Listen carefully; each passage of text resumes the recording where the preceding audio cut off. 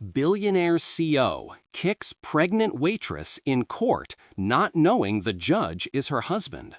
May every soul who has been cast aside rise with dignity untouched, wrapped in purpose and unshakable peace. May your tears water gardens that bloom more beautiful than anything you lost. May your strength multiply in the faces of those who doubted you, and may your story become the lighthouse for others lost in storms. You are the breath that keeps hope alive, the hands that build kingdoms from ruins, and the heart that loves despite the scars. May you find power in your pain, wisdom in your wounds, and victory in every step forward. My cherished family, tonight, let your resilience speak louder than rejection. Your courage keeps this community strong. A like is a seed of blessing. A comment is a declaration of faith. This is Mission 1000 blessings for every person who refuses to break, who chooses to rise, who shines despite the darkness. If you carry fire in your soul, like this video. If you walk with purpose and grace, comment, "I stand with Mr. Lewis." A courtroom. The sound of breathing. A woman's hand trembling over her stomach. Then a voice cuts through the silence, sharp and cold. You. She looks up, her eyes widen. You're the one who ruined my briefcase. The man steps forward. His shoes echo against marble. The woman steps back, her hand still on her belly, protective, afraid. "I'm sorry, I didn't mean to." Sorry doesn't fix $3,000. The room watches. Cameras, witnesses, lawyers frozen in place. The man's face twists with rage. Then his leg swings forward. The impact is brutal. A scream tears through the courtroom. She collapses. Her body hits the floor. Fluid pools beneath her. Gasps erupt from every corner. A man in a black robe stands so fast his chair crashes backward. His face drains of color. His voice explodes. "Security! Call an ambulance, now!" He leaps from the bench and drops to his knees beside her. His hands hover over her trembling body. His voice cracks. "Sophia!" She looks up at him through tears. Her lips move, but no sound comes. The man in the expensive suit stands frozen, his face pale. Security grabs him. He tries to pull away. The judge's eyes lock on him. His voice drops to something colder than ice. "You just assaulted my wife." The courtroom erupts. Cameras flash. Voices shout. But all that matters is the woman on the floor, her hand clutching her stomach, and the steady beeping of a heart monitor that hasn't started yet, but will soon become the only sound she can hear. This is a story about power, about cruelty, about the moment when wealth meets justice and discovers it cannot buy its way out. Tell us in the comments where you're watching from. And if you believe in real accountability, drop a like. This story is just beginning. The morning air outside the Los Angeles Superior Court felt heavy. News vans lined the street. Satellite dishes pointed skyward. Reporters adjusted earpieces and tested microphones. Camera operators framed shots of the courthouse steps. A crowd gathered behind metal barricades. Some held signs about workers' rights. Others clutched posters defending corporate freedom. The division between them was sharp, visible, almost tangible. Sophia Reyes stood at the bottom of the courthouse steps. Her hand rested on her rounded belly. She was 26 years old and 7 months pregnant. Her waitress uniform from Paolo's Bistro still clung to her. A simple black dress, a white apron tied loosely around her expanding waist. She had come straight from the breakfast shift. Her feet ached in worn flats. Her hair was pulled back in a hasty ponytail. She hadn't planned to be here. She had only come to support Maria, her coworker who was suing their former employer for wrongful termination. Sophia took a slow breath. She began climbing the steps. Camera shutters exploded around her. A reporter shouted a question. "Do you support Maria's lawsuit?" Another voice cut in. "Are you afraid of retaliation?" Sophia kept her eyes down, one hand on the railing, the other on her stomach, where her baby had just kicked. She reminded herself she was only here to sit in the gallery. She wasn't testifying. She wasn't involved. She just wanted Maria to know she wasn't alone. A sleek black Bentley pulled up to the curb. The crowd shifted. Voices rose. The door opened. Out stepped Julian Ashford. His suit was charcoal gray, perfectly tailored. His shoes polished to a mirror shine. His silver hair styled with precision. His expression carried the confidence of a man who had never lost anything that mattered. Julian owned Ashford Hospitality Group, a restaurant empire worth billions. He was being sued for firing Maria after she reported wage theft, but he looked utterly unbothered. Julian walked toward the courthouse entrance. His legal team flanked him like a protective wall. He paused briefly at the top of the steps, turned toward the cameras, and smiled. It wasn't warm. It was the smile of someone who knew he had already won. Inside the courthouse, the air felt colder. The courtroom was grand, high ceilings, dark wood paneling that absorbed sound. Rows of benches filled quickly with spectators, journalists, curious onlookers. Sophia slipped into a seat near the back. She tried to remain invisible. She adjusted her apron, placed both hands over her belly, felt her daughter move beneath her palms. At the front of the room sat Judge Nathan Cross. His dark robe draped over broad shoulders. His expression remained carefully neutral. He was 42, close-cropped hair beginning to gray at the temples, eyes that missed nothing. He had presided over hundreds of cases, but when his gaze swept across the courtroom and landed briefly on the back row, something flickered in his chest. He didn't know why. He forced himself to look away. The hearing began. Maria's attorney stood, outlined the case with measured precision. Maria had been fired 3 days after filing a complaint about unpaid overtime. The pattern was clear, the retaliation obvious. Julian's attorney rose smoothly, his voice calm, rehearsed. He claimed Maria had been terminated for performance issues, unrelated to her complaint. He suggested she was simply bitter about being let go. The courtroom listened in tense silence. Then Julian himself took the stand. He spoke with polished charm, describing himself as a self-made businessman who valued his employees. He denied any wrongdoing.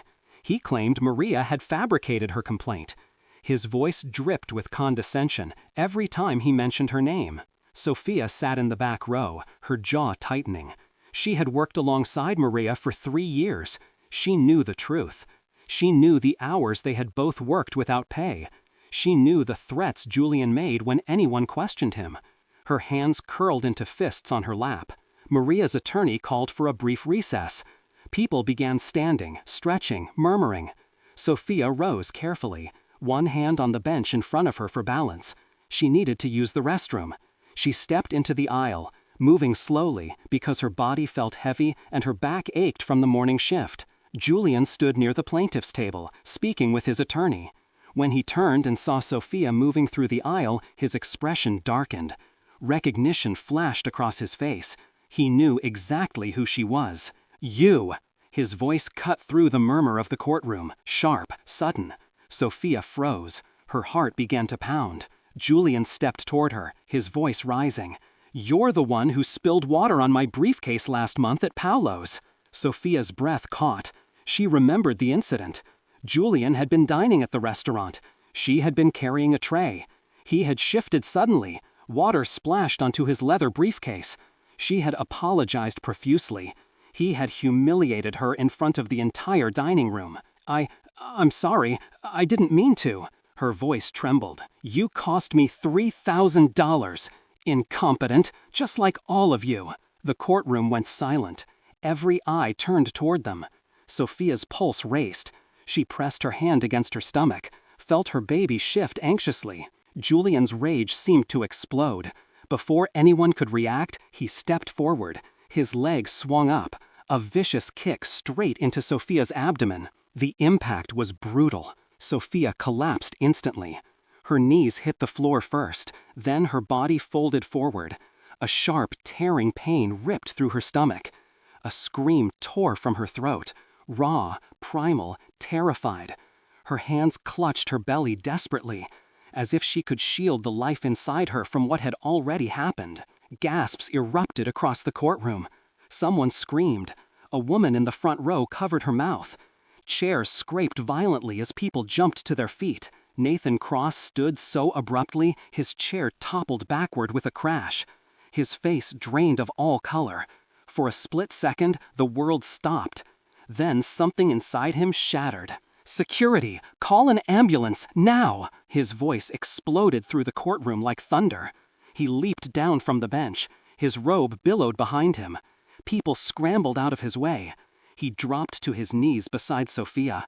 His hands hovered over her trembling body, unsure where to touch without causing more harm. "Sophia, look at me!" His voice broke. Her eyes fluttered open, filled with tears and terror. She gasped for breath, her hands still clutching her stomach. Fluid began pooling beneath her on the courtroom floor. The sight of it made Nathan's chest tighten with a fear so intense he could barely breathe. I've got you, just hold on." His voice shook. Sophia's lips moved, forming words he couldn't hear. He leaned closer. "The baby, please, the baby," she whispered. Nathan's jaw clenched. Tears stung his eyes. He looked up at the bailiff. "Where is the ambulance?" "2 minutes out, Your Honor." Nathan turned back to Sophia. He reached down, gently took her hand. Her fingers were cold, trembling. He squeezed them carefully, trying to anchor her to consciousness. "You're going to be okay, both of you, I promise." His voice was firm. Behind them, security officers grabbed Julian Ashford. He struggled briefly, shouting that it was an accident, that she had provoked him. His voice echoed through the courtroom, but no one was listening anymore. All eyes were on the pregnant woman lying on the floor, and the judge kneeling beside her, holding her hand like it was the only thing keeping him alive. Paramedics burst through the courtroom doors. They moved quickly, professionally, placing Sophia on a gurney. Nathan stood reluctantly, his hand slipping from hers only when they wheeled her away. He watched the doors swing shut behind her, his chest heaving. Then he turned slowly, his eyes locked on Julian Ashford, standing between 2 officers, his face pale but defiant. Nathan's voice, when it came, was ice. "You just assaulted a pregnant woman in my courtroom." He paused, letting the weight of the words settle. "You assaulted my wife." The courtroom erupted, reporters shouted, cameras flashed. Julian's face went white. His attorney grabbed his arm. Julian shook him off, his mouth opening and closing without sound. Nathan stepped closer, his voice dropped to a deadly calm. "Bailiff, take Mr. Ashford into custody. Charge him with aggravated assault, assault on a pregnant woman, and contempt of court." "Your Honor, this is highly irregular." Julian's attorney stammered. Nathan's gaze didn't shift. "This hearing is suspended, and I'm recusing myself from this case, but I'll be filing charges personally, and I'll make sure every second of what just happened is on the record." He turned, strode toward the exit. His robe swept behind him as he pushed through the doors, ignoring the chaos erupting in his wake. His only thought was getting to the hospital, getting to Sophia, getting to their daughter. The world around Sophia dissolved into a blur. Sirens, flashing lights, voices overlapping in urgent tones. The paramedics moved quickly, strapping her onto the gurney, checking her vitals, pressing monitors against her abdomen. Pain radiated through her entire body, sharp, unrelenting. Every bump of the gurney made her gasp. She tried to keep her hands pressed against her stomach, as if her touch alone could protect the tiny life inside her. Tears streamed down her face, soaking into the thin blanket covering her. She wanted to scream, to beg them to save her baby, but her throat felt tight and breathing took all her focus. The ambulance doors slammed shut. The siren wailed as they sped through traffic. A paramedic leaned over her, his voice steady but urgent. "Stay with me, Sophia. Keep breathing. We're doing everything we can." She tried to nod, but her vision blurred. Another paramedic placed a fetal heart monitor on her belly. The machine hummed to life, and then, there it was. The rhythmic beeping of her baby's heartbeat filled the ambulance. Sophia's entire world narrowed to that sound. Each beep was a thread connecting her to hope. Each slight pause made her heart skip in terror. Talk to me, Sophia. Tell me about your baby." The paramedic's voice cut through her panic. "A girl," Sophia whispered. "Her name? Her name is going to be Lily." "That's beautiful. Lily's a fighter, just like her mom." Sophia closed her eyes, whispering to her daughter, "Hold on, Lily. Please hold on." When they arrived at the hospital, the gurney was rushed down a long hallway. Bright fluorescent lights overhead made Sophia squint. Nurses moved around her, calling out instructions, clearing pathways, preparing equipment. A doctor appeared at her side, his voice cutting through the chaos. 28 weeks. We need to stabilize both mother and baby. Get her into monitoring now." They brought her into a room filled with machines. Cold gel touched her abdomen. Sensors were attached. The fetal heart monitor beeped steadily. Sophia clung to that sound like a lifeline. A nurse gently adjusted the bed. "You're doing great, Sophia. Just breathe." But Sophia couldn't stop shaking. Every time she closed her eyes, she saw Julian's foot coming toward her. Every time she opened them, she feared the monitor would stop beeping. The doctor examined her carefully, checking for internal bleeding, uterine distress, signs of premature labor. The air smelled sharply of disinfectant. Sophia stared at the ceiling tiles, trying to focus on anything other than the terror clawing at her chest. A television mounted in the corner of the waiting area outside her room played breaking news. Even with the door partially closed, Sophia could hear the broadcast. A reporter's voice filled the hallway. "Breaking news from the Los Angeles Superior Court. A billionaire CEO has been arrested after allegedly kicking a pregnant woman inside a courtroom." Sophia turned her face away. Fresh tears sliding down her cheeks. Her baby moved weakly inside her. She clutched the side of the bed, praying the movement was a good sign. She felt painfully alone. Then the door opened. Nathan rushed in, still wearing his robe, his face etched with fear and exhaustion. When he saw her lying in the hospital bed, his knees nearly buckled. He crossed the room in 3 strides, dropped into the chair beside her, reached for her hand. "Sophia, God, Sophia," he breathed. She turned her head toward him, tears spilling faster now. "Nathan," her voice broke. He brought her hand to his lips, kissing her knuckles gently. "I'm here. I'm not leaving. The baby. I know. They told me. She's still fighting. She's strong." Sophia's voice trembled. "I was so scared. I thought—" Don't think about that. Focus on right now. You're here. She's here. We're going to get through this," Nathan said firmly. A nurse entered quietly, checking the monitors. She glanced at Nathan, recognizing him from the news already spreading like wildfire. She said nothing, simply adjusted the IV and left. Nathan stayed beside Sophia, holding her hand, his thumb tracing gentle circles over her skin. He didn't let go. Not when the nurses came back, not when the doctor returned to give updates, not when night fell outside the windows. Hours passed. The fetal monitor continued its steady rhythm. Sophia's breathing slowly evened out. Exhaustion began pulling her under, but she fought it, afraid that if she closed her eyes, something terrible would happen. Nathan leaned closer. "Sleep, Sop. I'll be right here.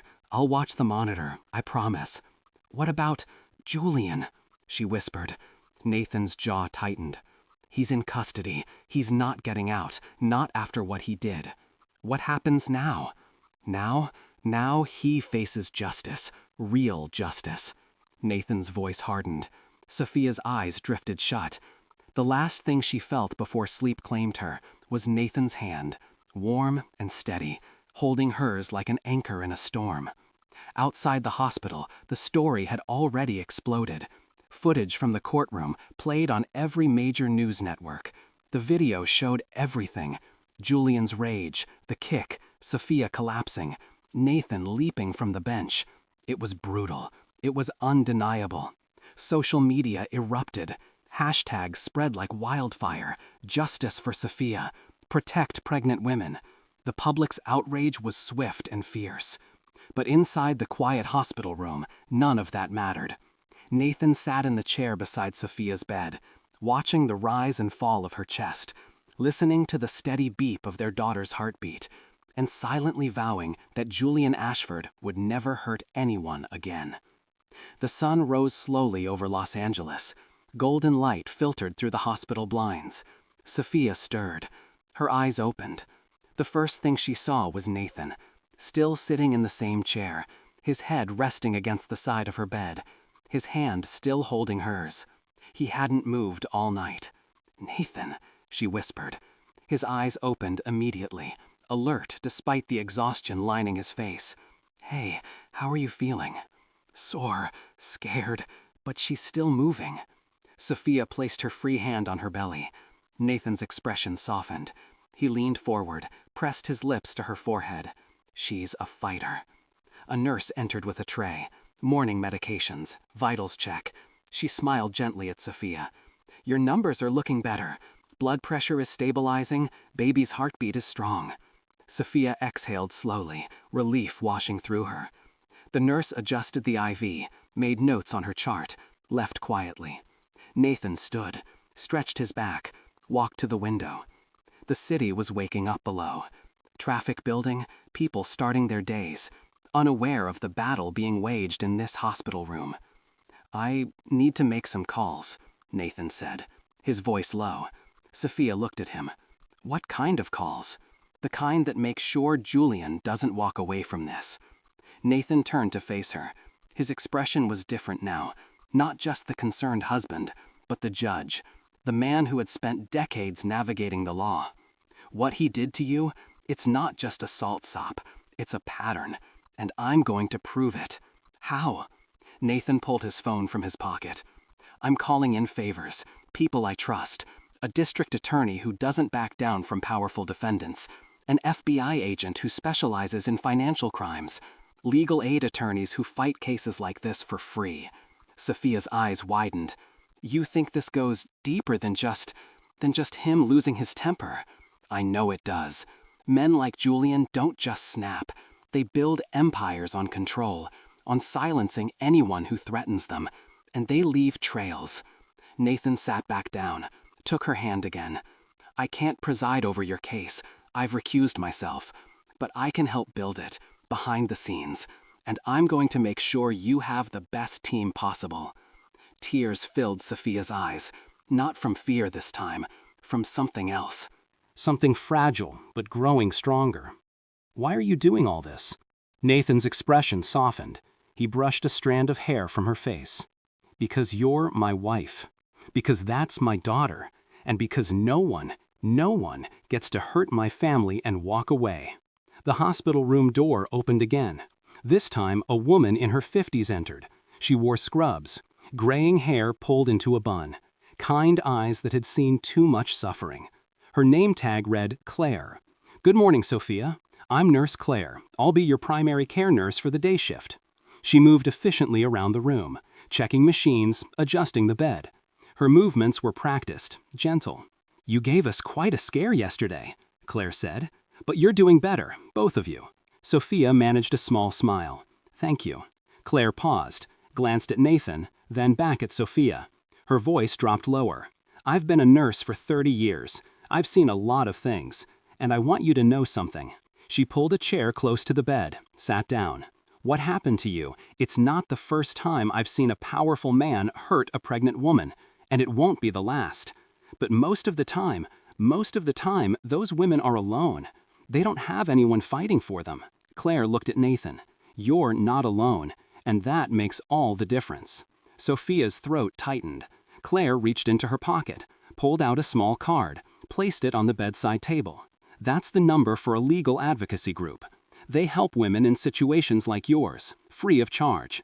If you need anything at all, you call them." "Thank you," Sophia whispered. Claire stood, patted her hand gently. "You're stronger than you think. Don't forget that." She left the room quietly. Nathan picked up the card, looked at it, then at Sophia. "She's right, you know. You are strong." "I don't feel strong. I feel terrified." "That's what strength looks like sometimes. Being terrified and doing it anyway." Nathan's phone buzzed. He glanced at the screen. His expression shifted. "It's Rachel, the DA. I need to take this." He stepped into the hallway. Sophia could hear his voice, low, urgent. She couldn't make out the words, but she could hear the determination in his tone. The fetal monitor beeped steadily beside her.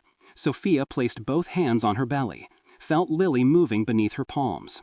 "We're going to be okay, baby girl. Your daddy's gonna make sure of it," she whispered. Outside in the hallway, Nathan paced, his phone pressed to his ear. "Rachel, I need your help. This isn't just about my wife. There's a pattern here. Julian Ashford has a history." On the other end of the line, District Attorney Rachel Moreno listened. She was a woman in her early 50s, sharp, relentless, known for taking down powerful defendants. "Tell me what you have, Nathan." "Not much yet, but I'm going to get it. I need you to pull everything you can on Ashford. Employment lawsuits, settlements, NDAs, anything that shows a pattern. That's a tall order. He's got lawyers who bury that stuff deep." "I know, but if anyone can find it, it's you." There was a pause. Then Rachel's voice came back, firmer. "Send me what you've got. I'll start digging. But Nathan, you know you can't be involved in prosecuting this case." "I know. I've already recused myself. But I can help build it, and I can make sure Sophia has representation." "Good. Send me the hospital records, the security footage from the courthouse, everything. I'll see what I can do." "Thank you, Rachel." "Don't thank me yet. We've got a long fight ahead." Nathan ended the call, stood for a moment in the empty hallway, the weight of what was coming settling on his shoulders. Then he took a breath, straightened, and walked back into Sophia's room. She looked up at him, questions in her eyes. "The DA is on board. We're building a case." Sophia nodded slowly. Nathan sat back down beside her. The morning light grew brighter through the windows. Outside, reporters were already gathering, the story spreading faster than anyone could control. But inside that hospital room, in the quiet space between beeping monitors and whispered promises, a different kind of story was beginning.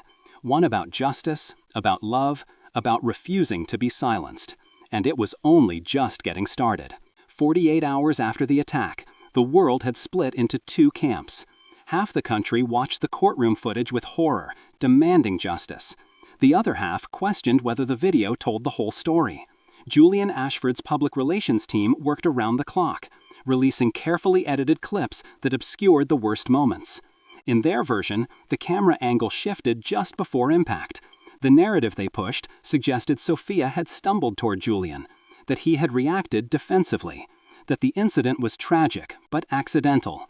Headlines echoed the same manufactured doubt. Talk shows debated whether pregnant women were more emotionally volatile. A psychologist appeared on a popular morning program, speaking confidently about hormone-induced instability. What viewers didn't know was that she had been paid by Julian's legal team. Her performance had one purpose: make Sophia appear unreliable. Inside the hospital, Sophia hadn't looked at the news. She couldn't. The fetal monitor beside her continued its steady beeping, but her fear hadn't lessened. Every time the rhythm slowed, she held her breath. Every time Lily moved, she whispered silent reassurances. Her hospital bills were growing. She had no savings. The thought terrified her. When Julian's attorney arrived with a thick envelope, that terror deepened.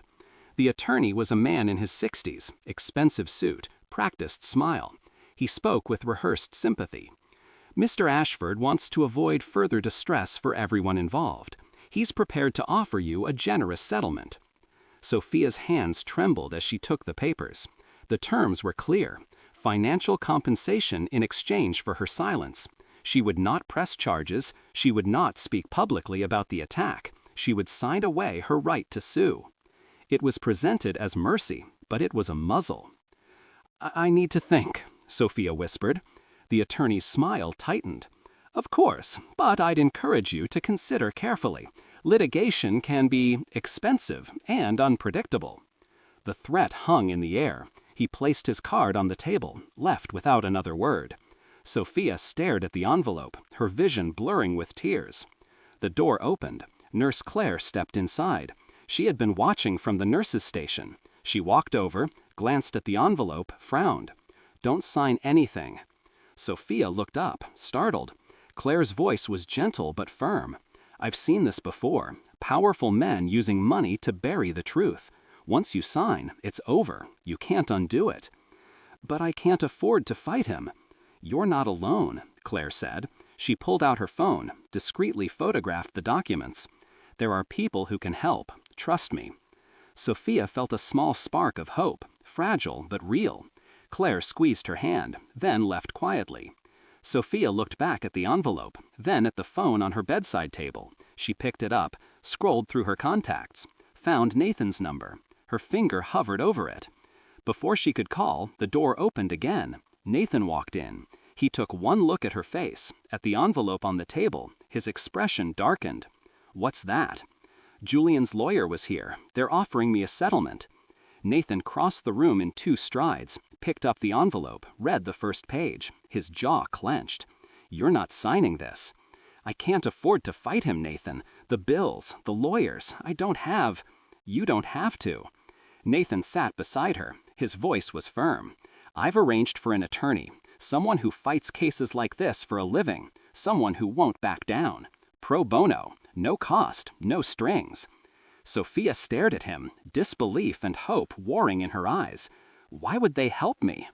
"Because what happened to you was wrong, and because there are still people in this world who believe in justice." He leaned closer, his voice softening. "You're not alone, Soph. Not anymore. We're going to fight this, together." Sophia's tears fell harder, but this time they weren't born from fear. They were born from relief. The following morning, a woman entered Sophia's hospital room. She was in her early 50s, navy blazer, leather briefcase.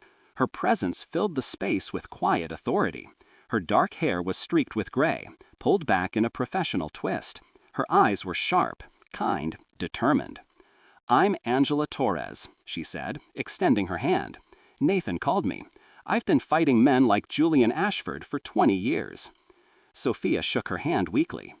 "I don't know if I'm strong enough for this." Angela sat down, her expression firm but kind. "You survived being kicked while pregnant. You're stronger than you think." She opened her briefcase, pulled out several files, laid them on the table one by one.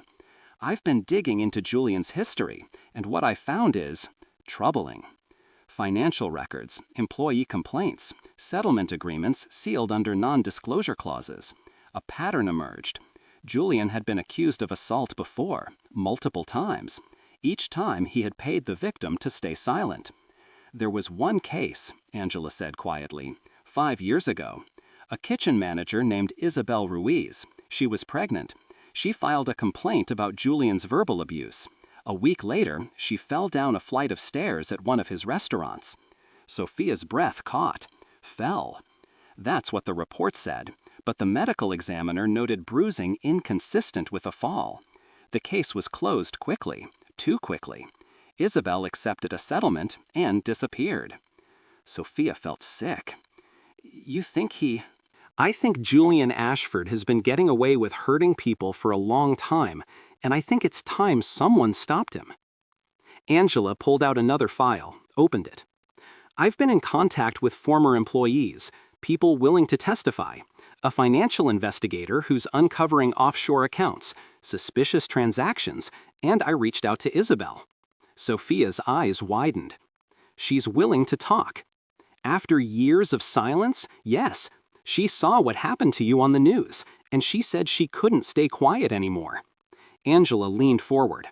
"This is bigger than just one moment in a courtroom, Sophia. This is about a man who's built an empire on fear, on control, on believing his money makes him untouchable, and we're going to prove he's wrong." Sophia looked at the files spread across her table. Evidence, witnesses, a pattern. For the first time since the attack, she felt something shift inside her, not just fear, but determination. "What do you need from me?" "Your story, your truth, and your courage," Angela said. "Can you do that?" Sophia placed her hand on her belly, felt Lily kick. "Yes." Over the next several days, Angela built her case methodically. She brought in a financial investigator named Marcus Chen, a former forensic accountant who specialized in tracking hidden money. Marcus spent hours combing through Julian's business records, shell corporations, offshore accounts in the Cayman Islands, payments timed perfectly to coincide with previous incidents. He presented his findings to Angela in Sophia's hospital room, charts, graphs, a web of financial transactions that painted a damning picture. "Look at this." Marcus pointed to a series of transfers. $300,000 moved to an offshore account the same week Isabel Ruiz's case was settled. Another $200,000 6 months later when a former server filed a harassment complaint. The pattern repeats. Every time there's a potential lawsuit, the money moves. Can you prove it's connected? Angela asked. Marcus nodded. The timing is too precise to be coincidental. And I found email correspondence between Julian's attorneys and the Shell Corporation managers. They're careful, but not careful enough. Sophia listened, her heart pounding. This was real. This was evidence that could actually hurt Julian. Angela made more calls. She contacted Carlos Rivera, a former restaurant manager who had witnessed Julian's treatment of pregnant employees. Carlos had left the company 2 years ago, disgusted by what he had seen. When Angela reached him, he agreed to testify without hesitation. I watched him berate a server who was 6 months pregnant, told her pregnancy made workers useless. She quit the next day, too afraid to file a complaint, Carlos said over speakerphone. Will you say that in court? Angela asked. Absolutely. Then came the most important call. Angela dialed a number she had tracked down through old court records. It rang 3 times. Then a woman's voice answered, hesitant. Hello? Isabel. My name is Angela Torres. I'm an attorney representing Sophia Reyes. There was a long pause. I saw what happened to her on the news. Isabel's voice was soft, worn. I'm calling because I think you might be able to help her, and I think helping her might help you too. Another pause. Then, what do you need? Your story. The truth about what happened 5 years ago. I signed an NDA. I can't. NDAs don't protect criminal activity, Isabel.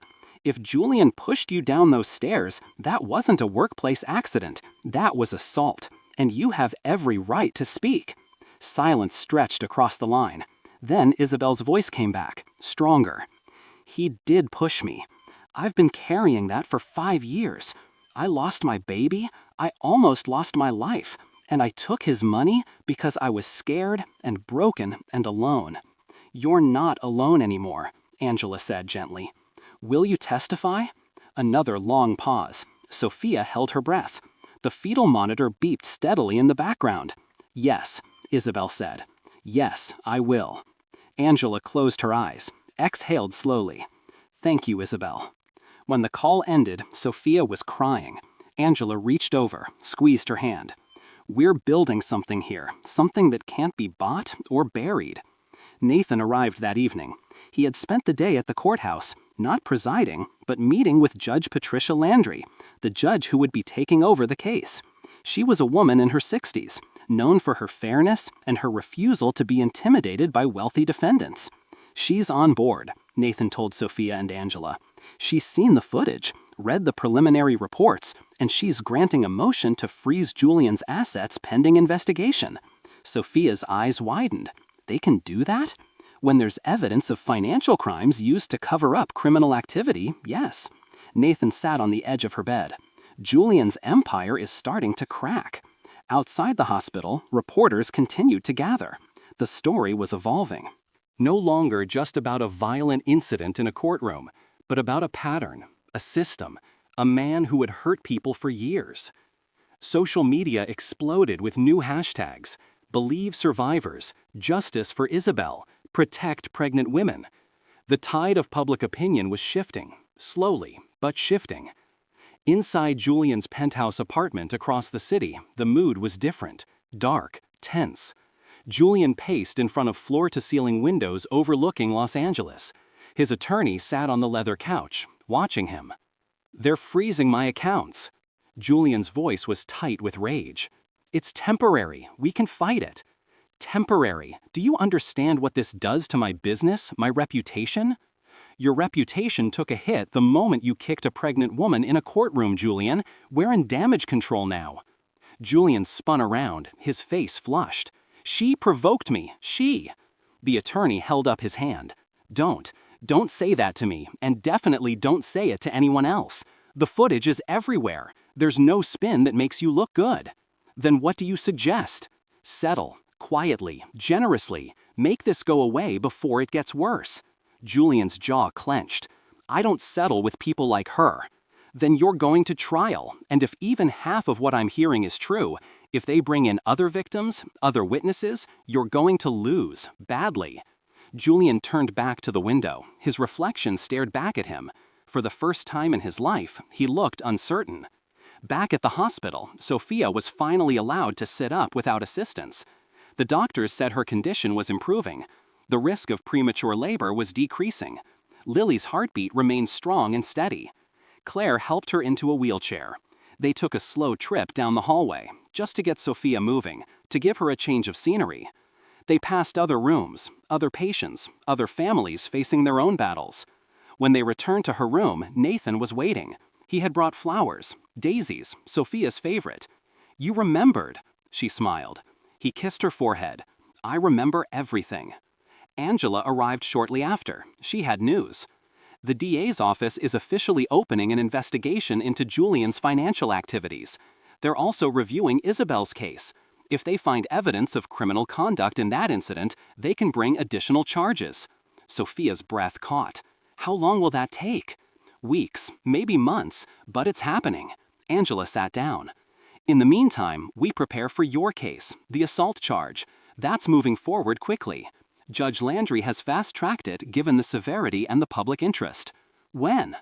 Preliminary hearing in 2 weeks, trial likely within 2 months. 2 months, Sophia whispered. I'll still be pregnant. You will, and that's actually important. The jury needs to see you, see what he did, see that you're still carrying the child he tried to hurt. It felt surreal, sitting in a hospital room, planning to face the man who had nearly killed her daughter. But Sophia nodded. Okay, what do I need to do? Rest, heal, and when the time comes, tell your truth. The days blended together, hospital routine, nurses checking vitals, doctors monitoring Lily's development, Nathan visiting every evening after work, Angela stopping by with updates, Claire bringing extra pillows and warm blankets. Sophia started writing in a journal. Angela had suggested it. Document everything, your memories, your feelings, your physical pain. It'll help when you testify. So Sophia wrote about the morning of the attack, the fear in the courtroom, the impact, the ambulance ride, the sound of Lily's heartbeat on the monitor, the terror of thinking she might lose her. She wrote about Nathan's face when he knelt beside her, about the coldness in Julian's eyes, about the strength she didn't know she had. One evening as she wrote, Nathan sat beside her reading through legal briefs. The television played quietly in the background. A news report came on. Footage of Julian leaving his building, surrounded by attorneys, reporters shouting questions.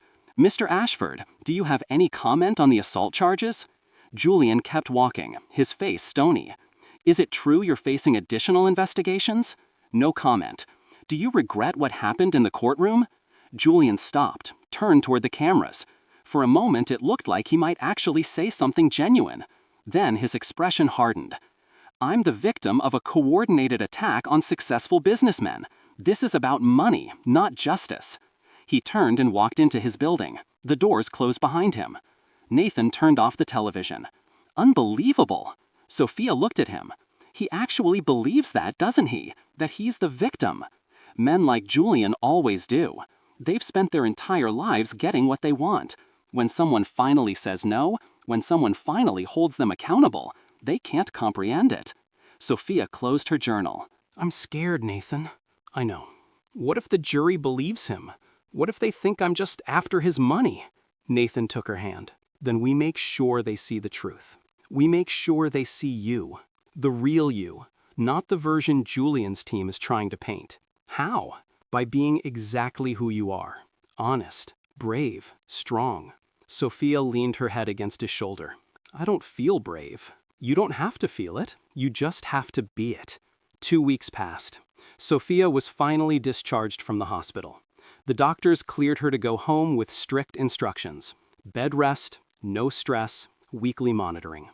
Nathan had prepared their small apartment. Fresh sheets, stocked refrigerator, a comfortable chair by the window where Sophia could sit and watch the city.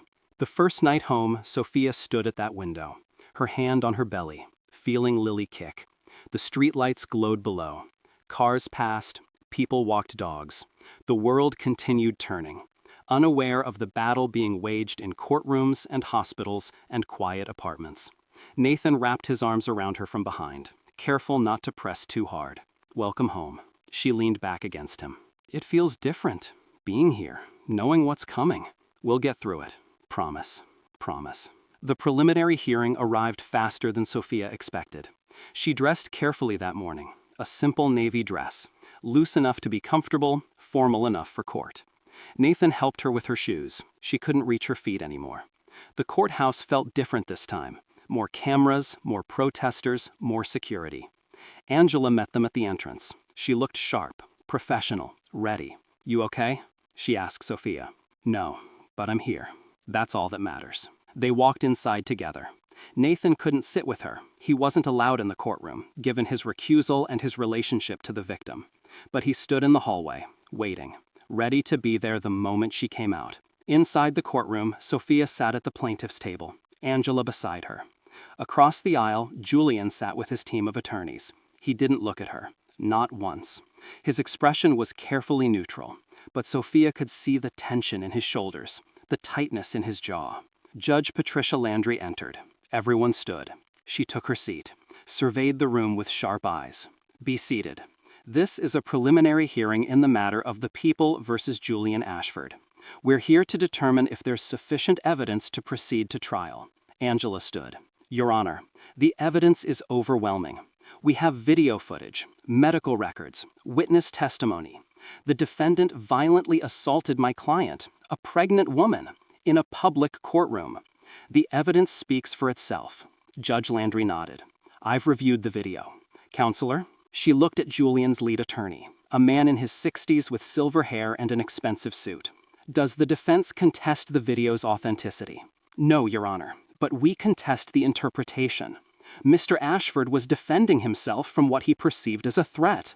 A pregnant woman walking to the restroom was a threat?" Angela's voice was sharp. The defense attorney's expression tightened. "Mr. Ashford had a previous negative encounter with Miss Reyes. When she approached him, he reacted instinctively. She didn't approach him. She was walking past.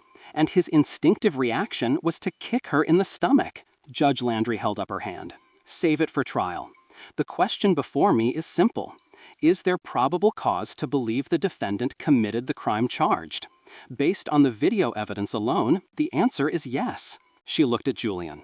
"Mr. Ashford, you are hereby ordered to stand trial on charges of aggravated assault on a pregnant woman, assault with intent to cause great bodily harm, and reckless endangerment.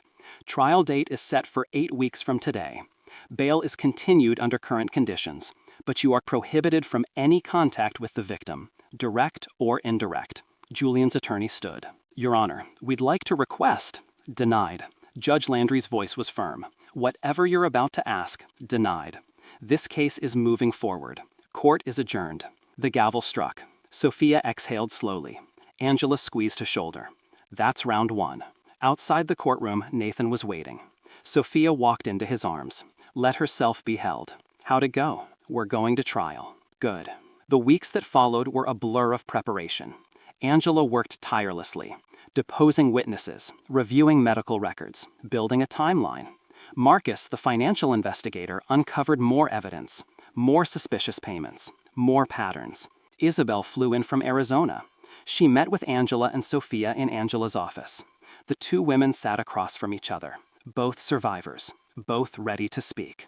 "I'm scared," Isabel admitted. "Me too," Sophia said. Isabel reached across the table, took Sophia's hand. "But we're doing this together." Carlos gave his deposition. Clear, detailed, damning. He described Julian's pattern of behavior, the verbal abuse, the targeting of pregnant employees, the culture of fear he had cultivated. More former employees came forward. A server who had been fired after reporting harassment, a line cook who had witnessed Julian throw a plate at a dishwasher, a hostess who had been told to lose weight or lose her job. The case was building, brick by brick, witness by witness, and Julian's attorneys knew it. They made another settlement offer, this time much larger. Angela brought it to Sophia. $5 million, full non-disclosure, all charges dropped. Sophia looked at the number. It was more money than she'd ever dreamed of. Enough to secure Lily's future, to never worry about bills again. She looked up at Angela. "What do you think?" "I think it's your decision. No one would blame you for taking it. But I think you'd regret it. I think every time you looked at your daughter, you'd wonder if you sold your voice for money. And I think Julian would do this again, to someone else, someone who might not survive." Sophia placed her hand on her belly, felt Lily kick, strong, healthy, alive. "Tell them no." Angela smiled. "I was hoping you'd say that." The trial date approached. Sophia's belly grew. She was 8 months pregnant now. Lily could come any day. The doctors warned her that stress could trigger early labor, but Sophia refused to delay the trial. "I need to do this, before she's born. I need her to know, even before she takes her first breath, that her mother fought for her." Nathan understood. He had taken a leave of absence from the bench, to be with her, to support her, to make sure she wasn't alone. The night before the trial, Sophia couldn't sleep. She lay in bed, staring at the ceiling. Nathan beside her, his hand resting gently on her stomach. "What if I freeze? What if I can't do it? Then Angela will be there. I'll be there. You won't be alone." "What if he wins?" "He won't. You don't know that." Nathan turned to face her, his expression serious. "You're right, I don't. But I know this. You've already won, Soph. You survived. You protected our daughter. You refused to be silenced. Whatever that jury decides, you've already won." Tears filled Sophia's eyes.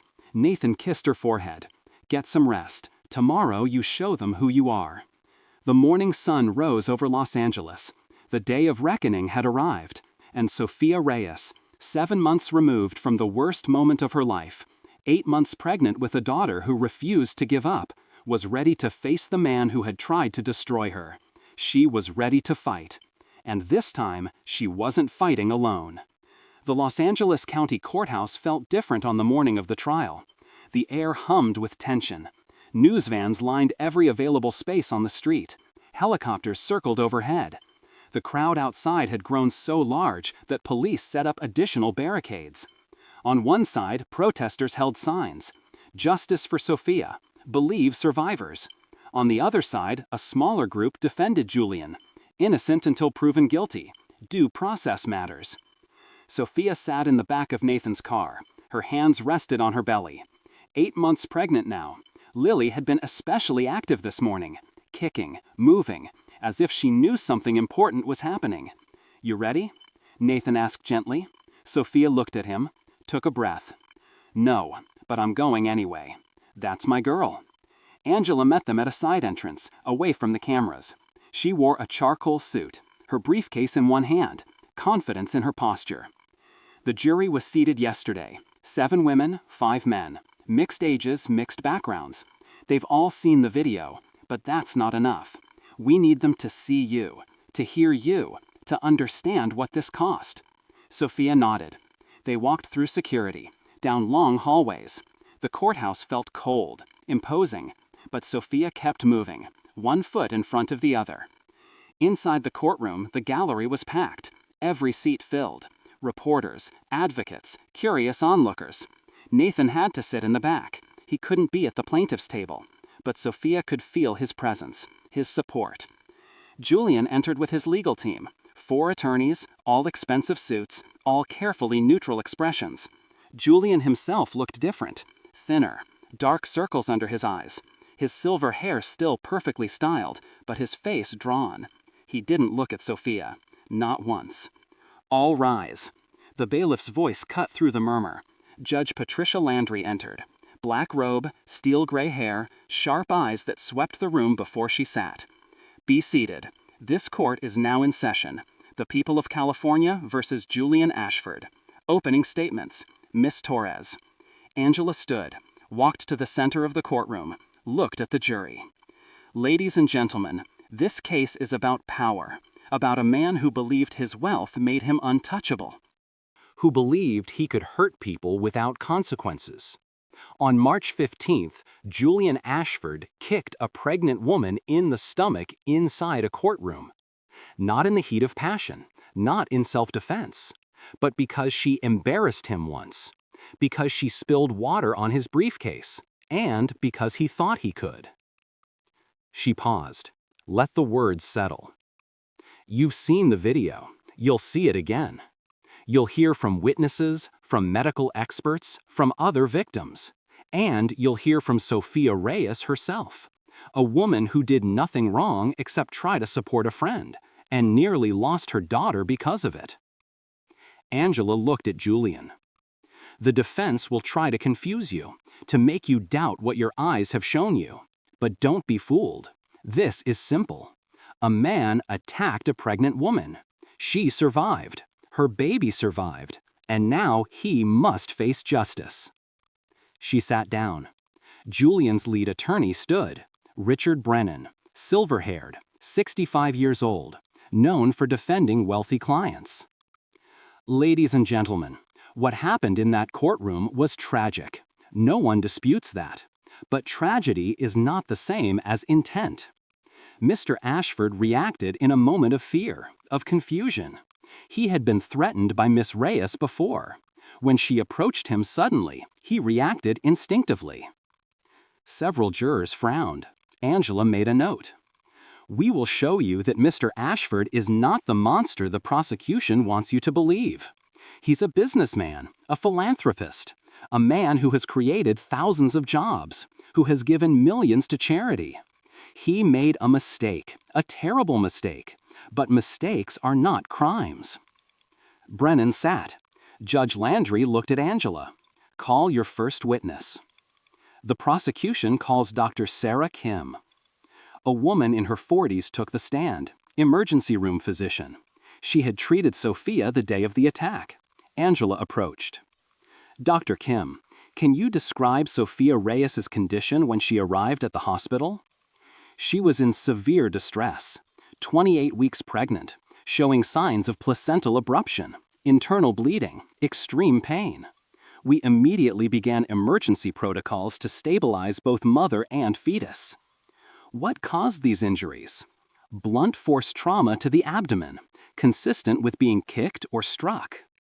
In your medical opinion, could these injuries have been accidental? No. The force required to cause placental abruption and internal bleeding at that stage of pregnancy would have to be significant and direct. Thank you, doctor. Brennan stood for cross-examination. Dr. Kim, isn't it possible Miss Reyes's injuries could have resulted from a fall? Not with the pattern of bruising we observed. A fall would show different trauma distribution. But you didn't witness what happened. You're inferring based on injuries. I'm diagnosing based on medical evidence, which is what doctors do. Several jurors nodded. Brennan sat. Angela called her next witness. The prosecution calls Maria Vasquez. Maria took the stand, nervous but determined. She had been the original plaintiff in the wrongful termination case, the reason Sophia was in the courtroom that day. Ms. Vasquez, can you describe what you witnessed on March 15th? I was sitting at the plaintiff's table. There was a recess. People were standing, moving around. I saw Sophia walking toward the back of the courtroom. Then I heard Mr. Ashford's voice, loud, angry. I turned and saw him step toward her. She was backing away. Then he kicked her. Maria's voice broke. She screamed. I'll never forget that sound. She fell, and there was blood, so much blood. What happened next? Judge Cross, Sophia's husband. He jumped from the bench. He was shouting for an ambulance. Security grabbed Mr. Ashford. It was chaos. Thank you. Brennan's cross-examination was brief. He couldn't shake Maria's testimony. She had been there. She had seen everything. The prosecution calls Carlos Rivera. Carlos was a large man, former kitchen manager. He spoke with quiet authority. Mr. Rivera, how long did you work for Ashford Hospitality Group? 6 years. I managed 3 different restaurant kitchens. Did you ever witness Mr. Ashford interact with pregnant employees? Yes, multiple times. He treated them differently, complained they were less productive, made comments about their weight, their limitations. Once I heard him tell a server that pregnancy made workers useless. Objection. Hearsay. Overruled. The witness is testifying to what he personally heard. Judge Landry's voice was firm. Carlos continued. I saw him berate pregnant staff, reduce their hours, find reasons to write them up. It was a pattern. Why did you leave the company? Because I couldn't watch it anymore. I have daughters. I couldn't work for a man who treated women that way. Brennan tried to attack Carlos's credibility, suggested he left because he was fired. Carlos didn't budge. I resigned. I have the letter, and I do it again. The day wore on, witness after witness. Each one adding another piece to the puzzle. A former server who had been harassed, a line cook who witnessed Julian's temper, a financial investigator who showed the jury offshore accounts and suspicious payments. Then Angela stood. The prosecution calls Isabel Ruiz. The courtroom went still. Isabel walked to the stand slowly. She wore a simple gray dress, her dark hair pulled back. Her hands trembled slightly as she raised her right hand to swear in. Angela approached gently. Ms. Ruiz, can you tell the jury what happened 5 years ago? Isabel's voice started soft, then grew stronger. I was working as a kitchen manager at one of Mr. Ashford's restaurants. I was 3 months pregnant. He had been inappropriate for months. Verbal abuse, unwanted touching, comments about my body. I filed a complaint with HR. What happened after you filed that complaint? 3 days later, I was working late. Mr. Ashford came to the restaurant. He found me in the stairwell. He said I had made a mistake, that I would regret embarrassing him. Isabel paused, took a breath. Then he pushed me down the stairs. Gasps rippled through the courtroom. Julian's face remained expressionless, but his hands gripped the table. What were your injuries? I fractured my skull, broke my arm, ruptured my spleen, and I lost my baby. Isabel's voice broke. Tears streamed down her face. I was in the hospital for 2 weeks. When I woke up, his lawyers were there. They offered me money, a lot of money, to say it was an accident. I was scared. I was broken. I signed. Why are you speaking now? Because when I saw what he did to Sophia, I realized he would never stop, not unless someone stopped him, and I couldn't live with myself if I stayed silent while another woman suffered. Thank you, Isabel. Angela sat. Brennan stood for cross-examination, but his questions were careful, gentle even. The jury was visibly moved. Attacking Isabel now would backfire. Ms. Ruiz, you signed a settlement agreement stating the fall was accidental. I did, because I was terrified and alone, and he had all the power. But you're breaking that agreement now? NDAs don't protect criminal activity, and pushing a pregnant woman down the stairs is assault, not an accident. Brennan had no follow-up. Isabel stepped down. As she walked past Sophia, their eyes met. Sophia mouthed 2 words. Thank you. Isabel nodded. The prosecution calls Sophia Reyes. The courtroom went silent. Sophia stood slowly, placed her hand on her belly, walked to the witness stand. The bailiff helped her step up. She sat carefully, placed both hands on her stomach, looked at Angela. Ms. Reyes, can you tell the jury what happened on March 15th? Sophia's voice was quiet but clear. I went to the courthouse to support my friend Maria. I was just there to sit in the gallery, to show her she wasn't alone. During the recess, I needed to use the restaurant. I stood up, started walking toward the back. That's when Mr. Ashford saw me. What did he say? He said, you're the one who ruined my briefcase. He was talking about an incident from a month before. I had been working at Paulo's Bistro. I was carrying a tray. He moved suddenly, and water spilled on his briefcase. I apologized. He humiliated me in front of the entire restaurant. What happened in the courtroom? He stepped toward me. I backed away. I said I was sorry. I didn't mean to upset him, but he kept coming. He said I cost him $3,000, that I was incompetent. Then Sophia's voice caught. She took a breath. Then he kicked me, right here. She placed her hand low on her belly.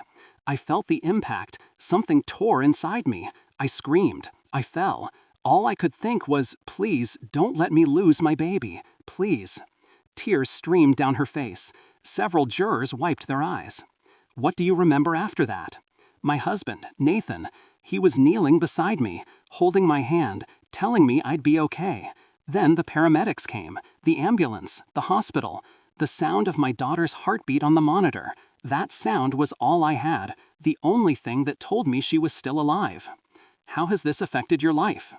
I spent weeks in the hospital. I still have pain. I have nightmares. I'm terrified every time Lily stops moving. Terrified I'll lose her, that what he did will take her from me.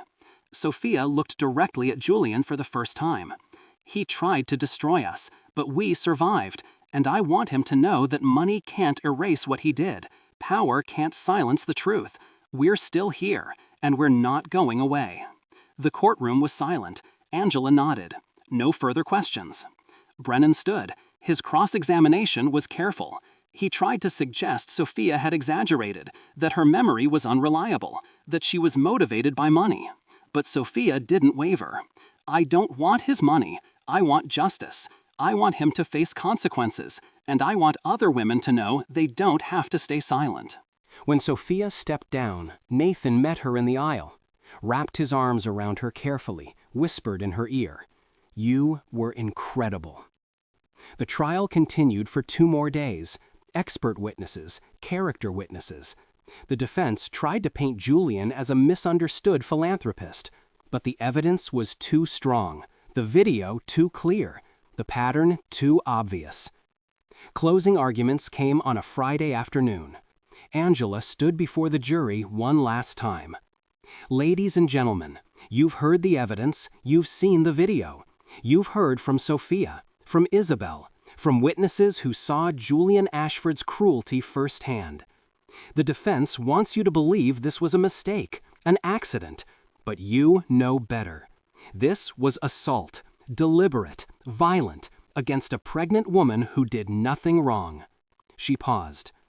"Julian Ashford believed his wealth made him untouchable. He was wrong. You have the power to hold him accountable, to tell him that money doesn't buy immunity, that power doesn't excuse violence. I'm asking you to do what's right. Find him guilty. Send a message. No one, no matter how rich, no matter how powerful, is above the law." Brennan gave his closing, but it felt hollow, rehearsed. The jury had already made up their minds. Judge Landry gave instructions. The jury filed out. Sophia sat with Nathan and Angela in a private room, weighing. The minutes felt like hours. 3 hours later, the bailiff knocked. "They're back." The courtroom filled again. Sophia's heart pounded. Nathan held her hand. The jury entered, their faces unreadable. "Has the jury reached a verdict?" Judge Landry asked. "We have, Your Honor." The foreperson stood, a woman in her 50s. She held a piece of paper. "On the charge of aggravated assault on a pregnant woman, how do you find?" "Guilty." Sophia's breath caught. Nathan squeezed her hand. "On the charge of assault with intent to cause great bodily harm, how do you find?" "Guilty." "On the charge of reckless endangerment, how do you find?" "Guilty." The courtroom erupted. Judge Landry banged her gavel. Julian's face went white. His attorneys gripped his shoulders. Angela wrapped her arm around Sophia. "We did it," she whispered. Judge Landry addressed the court. "Mr. Ashford, you have been found guilty on all counts. I will schedule sentencing for 2 weeks from today. Until then, you will remain in custody. Bail is revoked." 2 officers approached Julian, put him in handcuffs. He looked at Sophia once, his expression unreadable. Then he was led away. Outside the courthouse, reporters swarmed. Sophia stood on the steps, Nathan beside her, Angela on her other side. Cameras flashed, questions shouted. "Miss Reyes, how do you feel?" Sophia placed her hand on her belly, took a breath. "I feel like justice is possible, like speaking the truth matters, and I hope that any woman watching this, any woman who's been hurt or silenced or afraid, knows that she's not alone, that there are people who will fight for her, and that power, no matter how much money someone has, power doesn't win when truth stands up." The crowd erupted in applause. Nathan kissed her temple. They walked down the steps together, toward the car, toward home, toward the future. 2 weeks later, Sophia sat in the courtroom again, this time for sentencing. Julian stood before Judge Landry, thin, defeated, his empire crumbling around him. Mr. Ashford, you used your wealth and influence to hurt people for years. You believed yourself above consequences. You were wrong. I hereby sentence you to 15 years in state prison, followed by 10 years supervised probation. You will pay full restitution to all victims. Your assets will remain frozen pending investigation into additional crimes. Julian was led away. This time, he didn't look back. 3 weeks after the sentencing, on a quiet Sunday morning, Sophia woke to a sharp pain. She gasped, grabbed Nathan's arm. It's time. The hospital was ready. The same hospital where she'd spent so many terrifying weeks. But this time was joy. The delivery room glowed with warm lights. Nurses spoke gently. The doctor coached her through contractions. Nathan held her hand, whispered encouragement. You've got this, Soph. Almost there. One final push. Then a cry. Loud, strong, perfect. It's a girl. The nurse placed the tiny baby on Sophia's chest, wrapped in a soft blanket. Pink, screaming, beautiful. Hi, Lily, Sophia whispered through tears. Hi, baby girl. We made it. Nathan leaned down, kissed Sophia's forehead, touched Lily's tiny hand, his own tears falling freely. She's perfect. She's a fighter, like her mama. They brought Lily home to their small apartment in Silver Lake. Nathan had prepared everything. A crib by the window, fresh flowers, soft music playing. Sophia sat in the rocking chair, Lily in her arms, sunlight streaming through the glass. Nathan knelt beside them. Look at what we did, he whispered. Sophia smiled. Looked down at her daughter, at the tiny fingers curled around her thumb, at the small chest rising and falling with each breath. We survived. More than that, we won. Weeks passed. Life settled into a new rhythm. Late-night feedings, diaper changes, Lily's first smiles. Nathan took paternity leave, spent his days helping, learning, falling more in love with his daughter every moment. Angela stopped by often, bringing gifts, checking on them. She had become more than an attorney. She had become family. Isabel visited too. She and Sophia had formed a bond. 2 survivors, 2 mothers. Isabel brought books for Lily, told Sophia about her own healing journey. I started speaking publicly, Isabel said one afternoon. About what happened, about why women stay silent. It's terrifying, but it's also freeing. Sophia nodded. I've been thinking about that too, about telling our story, not just in court, but everywhere. You should.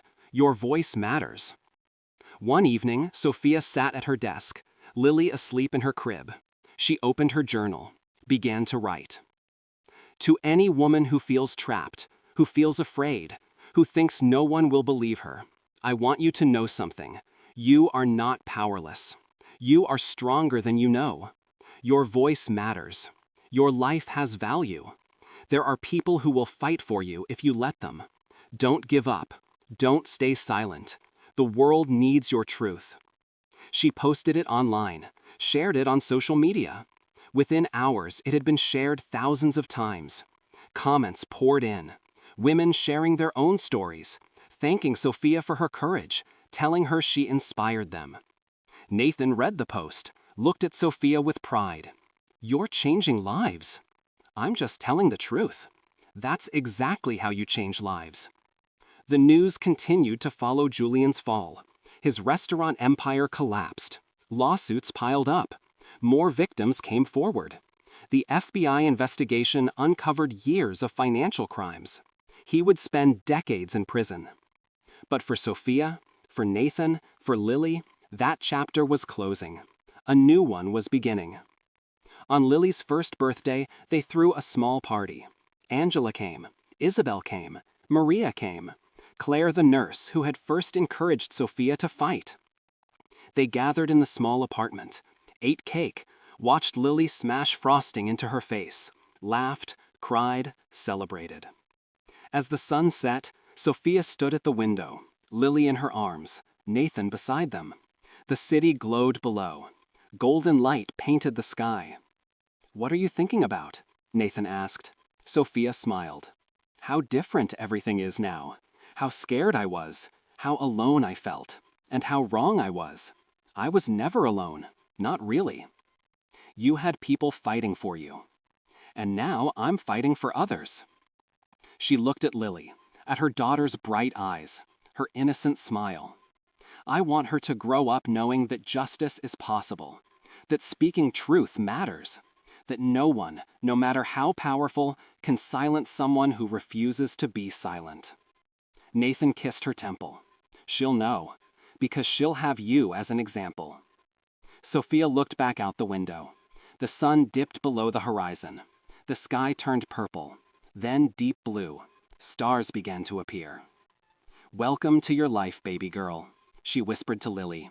"It's going to be beautiful." And for the first time in a very long time, Sophia believed it. Not because everything was perfect, but because she had learned something powerful, something that changed everything. She had learned that courage isn't the absence of fear. It's moving forward despite it. That justice isn't guaranteed, but it's possible when people refuse to give up. That power doesn't come from wealth or status. It comes from standing up, from protecting what you love, from refusing to be silent. Julian Ashford had tried to destroy her, but he had failed, because Sophia was stronger than he ever imagined, because she had people who fought for her, because she had a daughter who needed her to be brave, and because in the end, truth always finds a way. The stars shone brighter now. The night settled over Los Angeles. Inside the small apartment, a family held each other, safe, whole, victorious. The battle was over, the war was won, and a new story was just beginning. If this story moved you, if you believe in justice, in courage, in the power of speaking truth to power, leave a comment below. Tell us your thoughts. Where are you watching from? Have you ever had to find courage when you felt powerless? Share your story. You're not alone. And if you believe stories like this matter, stories about real people facing impossible odds and winning, stories about justice, about love, about refusing to give up, then hit that like button, share this video, and subscribe to Untold Desires by Mr. Lewis. Because every week, we bring you narratives that don't just entertain. They inspire, they challenge, they remind us what it means to be human, what it means to fight for what's right, what it means to protect the people we love. This is more than a channel. It's a community of survivors, of believers, of people who know that one voice, one story, one act of courage can change the world. Thank you for watching. Thank you for believing. And remember, your voice matters. Use it. Until next time, stay strong, stay brave, and never, ever give up.